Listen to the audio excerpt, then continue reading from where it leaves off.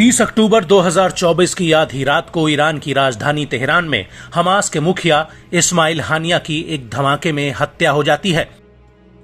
हानिया ईरानी सेना के एक ऐसे गेस्ट हाउस में ठहरे हुए थे जहां पर परिंदा भी पर नहीं मार सकता है। और दूसरी चीज ये कि हत्या से एक दिन पहले ही हानिया ईरान के नए राष्ट्रपति पेजेश्कियन के शपथ ग्रहण में शामिल हुए थे। लेकिन जब उनकी हत्या हुई तो सबसे ज्यादा ईरानी सेना की साख पर बट्टा लगा है कि कैसे उनके घर आए एक मेहमान की उन्हीं की धरती पर हत्या हो जाती है। हालांकि शुरुआत में ऐसा कहा गया था कि हानिया की मौत एक एयर स्ट्राइक में हुई है, लेकिन अब अमेरिकी अखबार द न्यूयॉर्क टाइम्स ने इसको लेकर एक बेहद ही सनसनीखेज खुलासा किया है।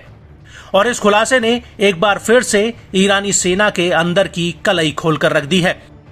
न्यूयॉर्क टाइम्स को एक अमेरिकी और 7 मिडिल ईस्ट के अधिकारियों, जिनमें से एक ईरान की रेवोल्यूशनरी गार्ड कॉर्प्स का अधिकारी भी है, उसने बताया कि हानिया की मौत एक बम धमाके में हुई है और ये बम 2 महीने पहले तस्करी के रास्ते तेहरान पहुंचाया गया था और इस बम को उसी गेस्ट हाउस के कमरे में प्लांट किया गया था जिसमें हानिया ठहरे हुए थे और इस बम में रिमोट कंट्रोल के जरिए ब्लास्ट कराया गया था। 3 ईरानी सूत्रों ने न्यूयॉर्क टाइम्स को बताया कि धमाके से हानिया के कमरे की खिड़कियां उड़ गई थीं और दीवार का एक हिस्सा गिर गया था।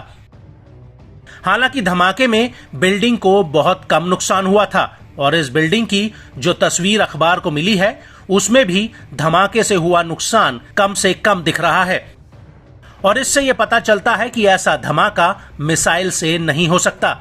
इसके अलावा हानिया के बगल में फिलिस्तीनी इस्लामी जिहाद के नेता जायद नखलेक ठहरे हुए थे जिनके कमरे तक इस धमाके का नुकसान नहीं पहुंचा है और इससे यह पता चलता है कि हानिया को निशाना बनाने की ये एकदम सटीक प्लानिंग थी। यहां तक कि इसकी योजना बनाने में महीनों लगे और बेहद ही बड़े स्तर पर जासूसी की गई। हालांकि 2 ईरानी अधिकारियों ने न्यूयॉर्क टाइम्स को बताया कि उन्हें नहीं पता कि कब और कैसे हानिया के कमरे में ये बम रखा गया था। वहीं 5 मिडिल ईस्ट के अधिकारियों का कहना है कि तकरीबन 2 महीने पहले इस बम को प्लांट कर दिया गया था। मिडिल ईस्ट के 5 अधिकारियों का कहना है कि इजरायली एजेंसियों ने धमाके के तुरंत बाद अमेरिका और अपने अन्य पश्चिमी सहयोगियों को पूरे ऑपरेशन की जानकारी दी थी। वहीं दूसरी तरफ अखबार की रिपोर्ट्स ये भी कहती हैं कि कई अमेरिकी अधिकारी इस निष्कर्ष पर पहुंचे हैं कि हानिया की हत्या में इजराइल का ही हाथ था। न्यूयॉर्क टाइम्स ने अपनी रिपोर्ट में कहा कि IRGC का कहना है कि जिस तरह से यह धमाका हुआ है वो साल 2020 में ईरान के सबसे बड़े परमाणु वैज्ञानिक मोहसिन फखरीजादे की हत्या की याद दिलाता है, जिनकी एक रिमोट कंट्रोल मशीन गन से हत्या कर दी गई थी।